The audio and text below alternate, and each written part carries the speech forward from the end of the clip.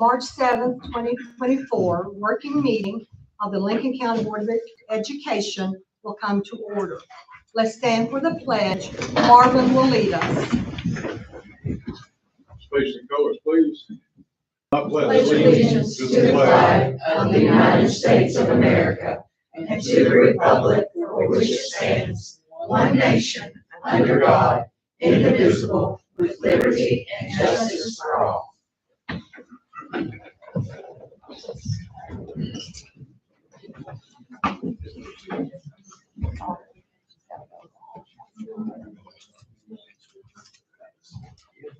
All right, the vision statement. The vision of Lincoln County Schools is to empower every student with knowledge and skills necessary to become college, career, and citizenship ready by providing high quality education and enriching opportunities to every classroom every day. Mission statement: every student, every classroom, every day, college, career, and citizenship ready. Is there a motion to set the meeting agenda? Make a motion. Okay, Jen was first and second. Vote Gloria, Yes. Jen, Yes. Marvin, Yes. Christine, Yes. and I vote yes also. Our quote of the evening: the greatest glory in living lies not in never falling, but in rising every time we fall. And that's by Nelson Mandela. And we'll go to item 3, our data presentation. Mrs. Tracy Griffin.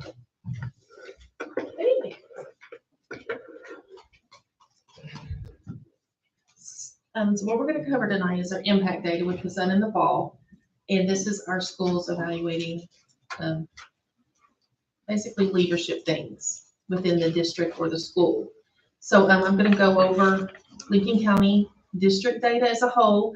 And then I thought we would talk about one low and one grow for each school. So we'll discuss what their lowest area was that they need to work on and what their highest was as far as their lows. So educating all students, which is the readiness to address issues of diversity. We had a 70% favorable rating with an 8% increase over 2 years ago. Emotional well-being and belonging, which is educator well-being, efficacy, and belonging. We had a 53% overall rating with a 10% increase from 2 years ago. Feedback and coaching, the amount and quality of feedback faculty and staff receives. 74% favorable with a 24% increase, which is our largest increase in the district. Managing student behavior, the management of student behavior in the classroom and school, 65% favorable with a 5% increase. Professional learning, the amount and the quality of our PD and the learning opportunities for our staff was 67% favorable with a 9% increase. Resources, the adequacy of the school's resources.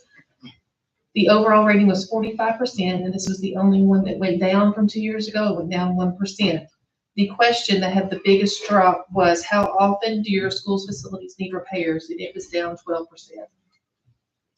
School climate, the overall social and learning climate of the school was 63% favorable with a 14% increase.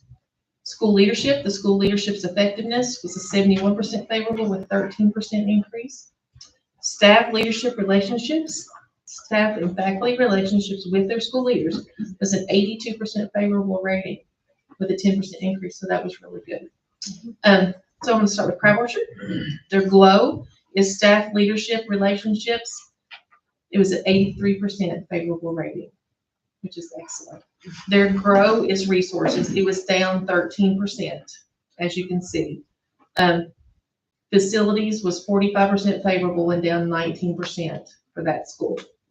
Highland, their GLOW is staff leadership relationships, with 65% being favorable, but it was down 25% from 2 years ago. And the GROW is resources, which is down 13%. The facilities is only 18% favorable at that school. Houstonville, the GLOW is feedback and coaching, and you'll see most schools, that is the GLOW, is the feedback and coaching. Houstonville's was up 21%. Their GROW was facilities, the resources, it was down 18%. Facilities only had a 14% favorable there. It was down 25%. Lincoln County High School, feedback and coaching was the highest. It was up 45%, which is huge growth for them. Resources was their lowest one. It was actually up 15%. The facilities was only 8% favorable I'm surprised it's 8%. at the high school. Lincoln County Middle School, feedback and coaching was the number one with 19% gain. And the resources was down 5% with a 32% favorable rating on facilities. Stanford, feedback and coaching was up 34%, and that was their number one, which was excellent growth for them as well. Resources was up 3%, but the facilities was 15% favorable and down 5%. Waynesburg, feedback and coaching, up 24%, which is a huge gain for them as well. Resources was down 7%. Facilities is only 15% favorable. And I brought this out to really show you the facilities. While the resources was down for the district, I wanted to make sure you knew why it was down. It was the facilities question that really brought everything down because they were so low. And that's very understandable. So I just want to make sure I highlighted that point for you.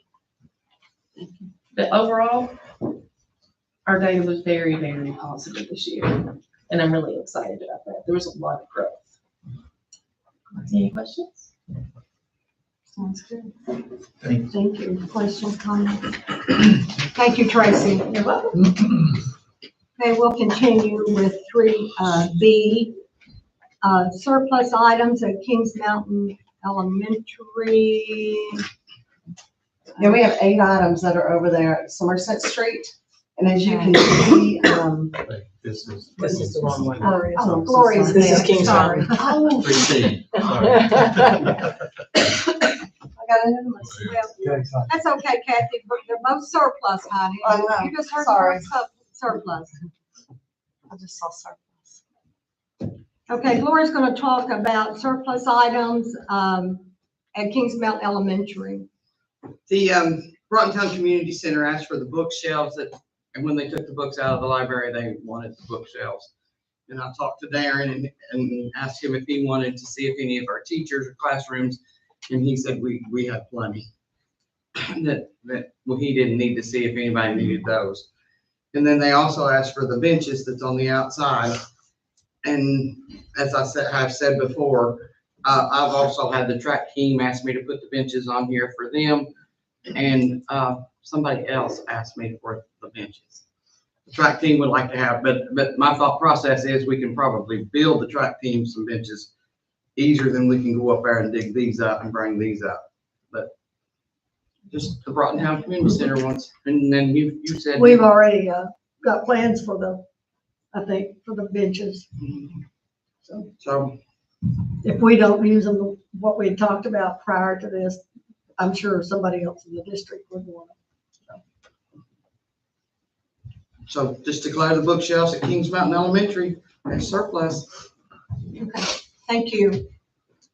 Okay, Kathy. Next, Kathy.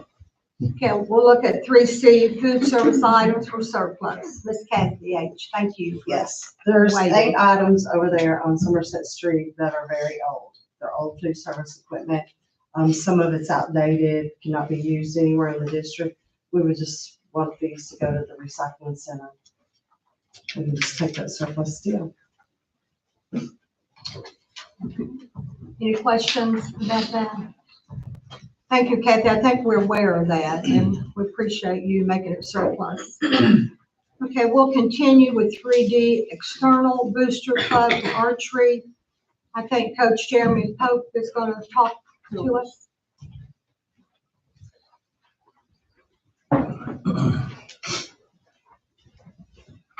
We just want to seek permission to start the processes of moving forward to try and form an external booster for our archery. Now, our archery covers both middle school and high school. We're kind of a unique program where we're kind of all under one umbrella. But we would like to get the permission to start the process to move forward. We have funds, fundraisers, different things coming in. So we can't do anything without approval from the board to move forward. Thank you. Was there any questions about that? Okay, we'll move on down to 3E. This is for the amended 2023-24 school calendar, and Diana Hart. Yes, so we of course have had 5 snow days, which are reflected on here, which we utilized NTI for those.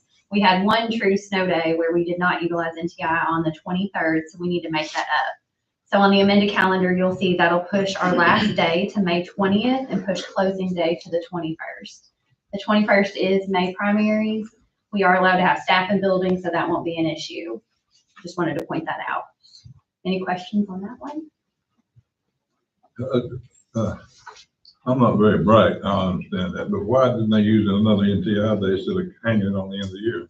Well, sometimes it becomes a little bit cumbersome, especially on the little ones.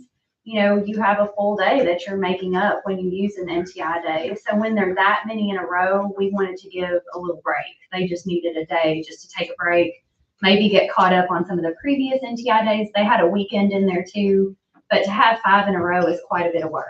All right. So we just wanted to give them a break and not add any extra work to their plate that day.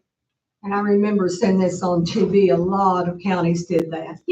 They did. They did. Some push right on through. I mean, it's a district Just give the decision. kids a break after. Yes, Yeah. but we wanted to give everybody a break just because there were so many in a row. Well, nothing important, I was just wondering. Yeah, that's why I'm here. I can answer that. We could have, because we have 10, right? Yes, We ma'am. have 10. So we we've can used use. half. Yes, ma'am. Okay, Miss Diana, you're gonna go on with 3F. I am. Okay. So this is the 25-26 calendar that you're looking at. And we had a calendar committee. Ms. Killen served on the calendar committee with us. We do have some district norms that were formed before I was even here that we follow. And so those norms are school will never start before the first double-digit Wednesday in August. Fall break will always be the first full week in October. Spring break will always be the first full week in April, and Thanksgiving break will include the Wednesday as a non-school day for students. So those are norms that we have formed, and we try to follow to the best of our abilities, just so people kind of know what to expect, and if they're planning a trip, there's no second guessing when fall break or spring break will be.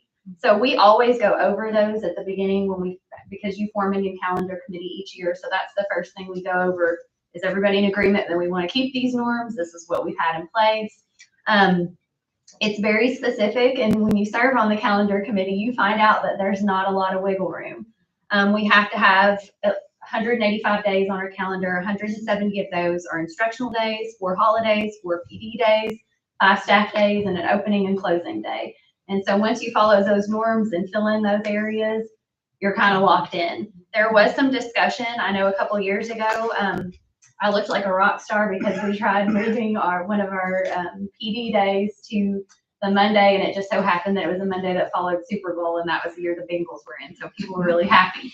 The issue was that we have to remember that our ATC shares students with other districts. So we had some discussion about possibly making that a PD day so that students were off after Super Bowl, but after discussion, we decided that probably wasn't a good idea because our ATC folks ended up working both of those Mondays because they had to accommodate both Lincoln students and other districts. So we wanted to keep it on President's Day. So that was some of the discussions we had, but ultimately we decided that there's not a lot of wiggle room and we wanted to stick with what was presented. So that's what you see before you. And this is the first reading Yes, ma'am. of the 2025-2026 school calendar. Okay, we'll go on So- down. So you did discuss, in training this past week, we did bridging the gap between the school board and the community and the school board and the staff. And they gave us a whole list of stuff that Clark County is doing and suggested that we read over that list and try to do some of it. And the Monday after Super Bowl was one of the things that got That's Clark a hot County. topic, and there was a And news story on it, but the reason for that is, and just like I said, I also want to support our staff members as well and our ATC students. And so Well, I'm glad you brought that's that up. I wanted to address that because I knew where it had been on the news. That was going to be something that you guys were Well, it looking was at. suggested to us to do Absolutely. that. Yep. 3 national news channels picked up this little Kentucky school that closed school on Monday after Super Bowl. So, They you said, know, I appreciate that our board allows us to work ahead and to have this so far in advance. I think it's so nice for families. But if that's something you want us to revisit and talk to other districts, well, no, if it don't work So, with Garrett and but- Danville.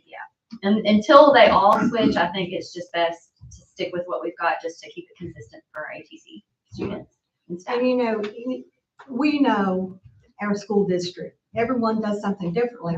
My granddaughter goes to high school at Bergen High School. They still do what we call year round. Right. They do 9 weeks, off 2 weeks, 9 weeks, off 2 weeks, 9 weeks, off 2 weeks, and then it's into school. That works for them. So we have to do what works for us. Exactly. Good point. Okay, we'll go on to 3G, 2024-2025 student handbook. Ms. Yes. Diana. So not many changes here, you know, we try to keep up with it and make sure everything follows all the updated laws and procedures and everything that's released by KSBA. I know that's something that Mr. Smith always pointed out every year, which is a good point. So we have to approve our student handbook because we have to have it on there for our online registration. So that's why you're approving it. But I do put with the caveat that if something should change, that we would send out, you know, information and we would update our student handbook with you guys later on if something comes out this summer that needs to change. The only changes that are in here was, of course, on page 1, the approval date, because it's the new handbook. So there's, of course, a new approval date. On page 2, we took out Patriot Academy because we no longer have the Patriot Academy. That was moved back to the schools. On page 23, Patriot Academy was removed and alternative education program because there are classrooms that are alternative, you know, classrooms. So we changed that. And then on page 29, we've tried to move away from listing specific people in the handbook and just saying, you know, it's a homeless coordinator or Title I coordinator. So we just changed from the homeless coordinator's name to just the title homeless coordinator. So those are the only changes that we made. Everything else is up to date. And I say we, this is Mr. Beeler's work. He couldn't be here tonight, but he's done very good work. Thank you. So once we Ms. receive Diana. all the updates, if there's anything that makes a change here, that will be brought back to you. Correct. Okay?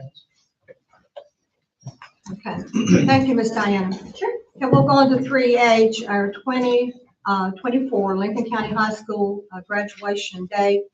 Assistant Principal Chase Paget. We're just asking that graduation be set for the date of May 17th, May 17th. Is that a Friday? Friday. Thank you. Thank you.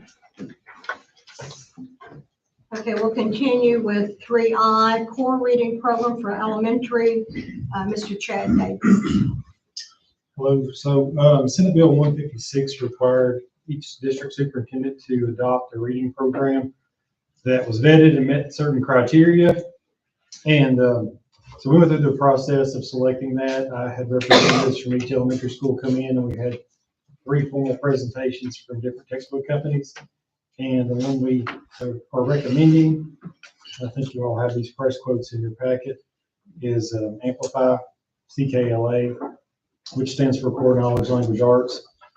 And so I think what you have is 2 different quotes. One is for our K-5 core program with a total cost, let's see, the record page of $343,873.80. And they will allow us to pay that amount over 2 years, so we can split that into 2 different payments. The other quote is for an intervention program, and I've been working with Julie Ball and Jane Painter on this. This will meet the needs of our special ed students as well as our students who are in intervention for tier 2 and tier 3. And this would be paid out of IDEA funds in one lump sum. The total cost of that is $83,673. And I'll be glad to answer any questions you all have. Are there any questions on that? And this includes professional development and all those It's pretty heavy on professional resources development, yes. things. that- Yeah, we want to make sure it had lots of professional development so that teachers feel comfortable hitting the ground running, starting at school next year. Thank you, Chad. Uh-huh. Okay, are there any public comments? There is, Okay, Philip Coots. okay. while he's coming up, Grant, our attorney, will, read, what we need to know, and then Mr. Smith will keep time. Mr. Smith, it's time for you to start, okay? You'll have 2 minutes. When you speak, please identify yourself. If you represent a group or organization, please provide the name of your organization. Each speaker will be allotted 2 minutes. No yielding of time is permitted. Please speak to broad topics such as school programs, activities, facilities, budget issues. Avoid comments that relate to individuals, including no use of names or position titles. Show appropriate civility, no piercing verbally, spelling, signage, clothing, no shouting, no finger pointing, no threats, no name calling. The board will not engage in lengthy Q&A or debate of issues. Board members and staff are present to listen and rarely ask questions. Good afternoon. My name is Philip Coots. You may remember I spoke at the last regular board meeting about a violent child situation at school. I just wanted to make sure that this situation isn't forgotten, because this situation is bigger than one child, one class, or one school. The bottom line is we need more resources to deal with situations like this, and that's kind of what I'm speaking about today. I say we because there are several entities that need these resources. First and foremost, the teachers and the assistants in the classrooms need these resources. These teachers and these assistants are our first responders when situations like this occur.